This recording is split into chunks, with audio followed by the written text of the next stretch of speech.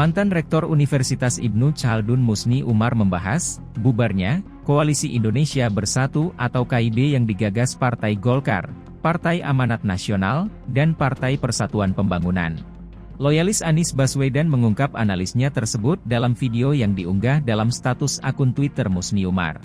Musni mengungkap alasan KIB bubar, karena Partai Persatuan Pembangunan telah mencapreskan Ganjar Pranowo yang merupakan Capres DPIP 2024.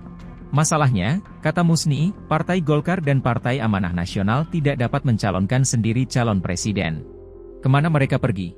Ini pertanyaan, kata Musni. Berikut video selengkapnya. Assalamualaikum warahmatullahi wabarakatuh. Salam sejahtera untuk kita semua. Kembali menyampaikan berita terkini dan paling aktual. Kali ini kita sampaikan bubarnya Koalisi Indonesia Bersatu yang digagas Partai Golkar, Partai Amanat Nasional, dan Partai Persatuan Pembangunan. Mengapa bubar? Karena Partai Persatuan Pembangunan telah mencapreskan Ganjar Pranowo, Capres PDIP untuk pemilu serentak 2024. Nah, pertanyaannya, kan partai ini, yaitu Partai Amanat Nasional dan Partai Golkar, tidak cukup 20% untuk bisa mencalonkan sendiri calon presiden. Nah, kemana mereka pergi? Ini pertanyaan. Ada yang mengatakan, dan itu permintaan dari Partai Persatuan Pembangunan, mereka minta supaya koalisi ini bergabung dengan PDIP. Tapi kalau ini sampai Golkar bergabung dengan PDIP, maka partai ini boleh kata partai yang akan ditinggalkan pemilihnya. Kita tahu pemilih daripada Partai Golkar ini adalah mereka yang pernah berada di masa Orde Baru, yang banyak menikmati hasil pembangunan selama 32 tahun. Dan tentu para pentolan Golkar tidak akan mau bergabung karena PDIP itu sebenarnya adalah pesaing politik. Nah, kemudian Amanat Nasional, apakah dia akan bergabung di PDIP? Ini juga masalah yang dihadapi karena pemilih Partai Amanat Nasional ini mayoritas adalah masyarakat yang dekat atau bahkan bagian daripada Muhammadiyah, dan itu mereka adalah masyarakat perkotaan.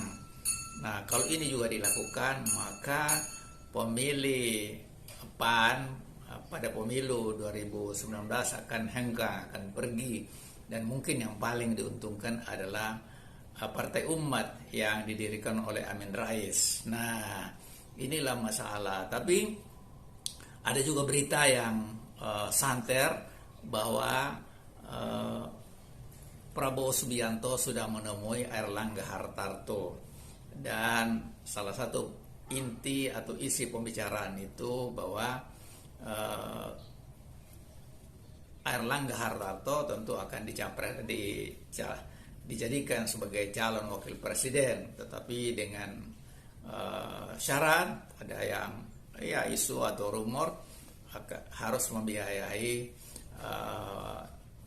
koalisi ini dalam pemilu presiden 2024. Nah, ini juga masih menjadi pertanyaan apa benar atau tidak. Tapi kalau itu menjadi pertanyaan, ya mungkin boleh jadi lebih dekat memang antara Partai Golkar dengan Partai Gerindra, karena dulu Prabowo Subianto adalah kader Golkar, kemudian mendirikan Partai Gerindra. Nah, tapi ada juga berita yang terkini bahwa Airlangga Hartarto setuju untuk bergabung dengan Koalisi Perubahan untuk Persatuan. Nah, kalau ini terjadi memang lebih menarik ya. Kenapa? Karena bagaimanapun Golkar tidak bisa dianggap kecil.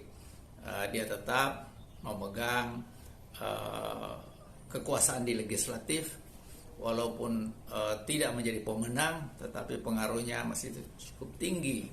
Jadi boleh jadi dia akan melakukan seperti yang dilakukan Partai Nasdem yang dipimpin Surya Paloh, mereka tetap duduk di pemerintahan, mereka tetap mempertahankan keberadaan di pemerintahan, mendukung pemerintahan Jokowi dengan Ma'ruf Amin, tapi sementara mereka sudah bergabung di koalisi perubahan untuk persatuan.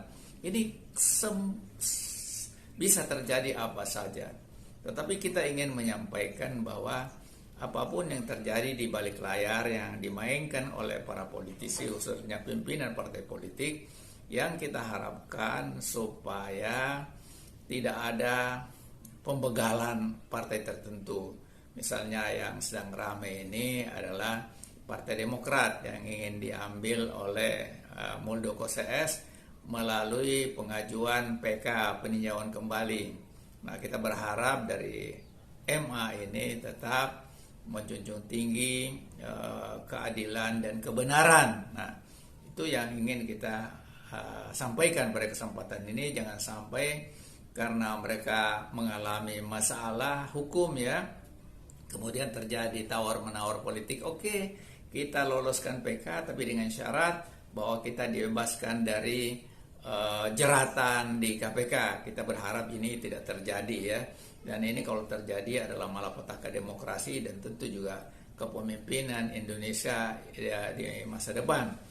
Nah, kemudian juga kita berharap KPK jangan sampai dijadikan sebagai alat politik untuk menjerat siapapun juga, apalagi Anies Baswedan yang sudah dicapreskan oleh Partai Nasdem, Partai Demokrat, dan Partai Keadilan Sejahtera, kemudian didukung oleh Partai Umat. Nah, kemudian yang ingin kita sampaikan lagi bahwa kita berharap pemilu 2024 ini adalah pemilu yang demokratis, langsung, umum, bebas, rahasia, jujur, dan adil. Tidak hanya pada saat pelaksanaannya, tapi paksa pelaksanaannya tidak boleh ada kecurangan demi kecurangan. Keadaan sudah berubah dan rakyat akan marah manakala ada kecurangan demi kecurangan, dan untuk itu memang harus kita bekerja sama, harus berkolaborasi untuk mewujudkan pemilu yang jujur, pemilu yang demokratis, pemilu yang adil, karena itulah masa depan Indonesia. Kita memerlukan yang tampil menjadi pemimpin Indonesia adalah pemimpin yang bisa mengayomi semua, pemimpin yang bisa menciptakan keadilan dan kesejahteraan bagi seluruh rakyat Indonesia, pemimpin yang mempunyai nama di tingkat nasional dan tingkat internasional untuk membawa bangsa ini keluar dari malapetaka, dari berbagai macam masalah yang dihadapi. Dan ini adalah tugas bersama, kerja bareng dari semua kekuatan di masyarakat, dan saya kira Allah akan menolong kita kalau kita bekerja sama. Yadullahi ma'al jamaah, pertolongan Allah itu akan datang manakala kita berjamaah, manakala kita berkolaborasi, manakala kita bersama-sama dan bergotong royong untuk membawa kemenangan dalam pemilu yang akan datang. Itu saja yang ingin kita sampaikan. Terima kasih atas perhatian semuanya. Wassalamualaikum warahmatullahi wabarakatuh.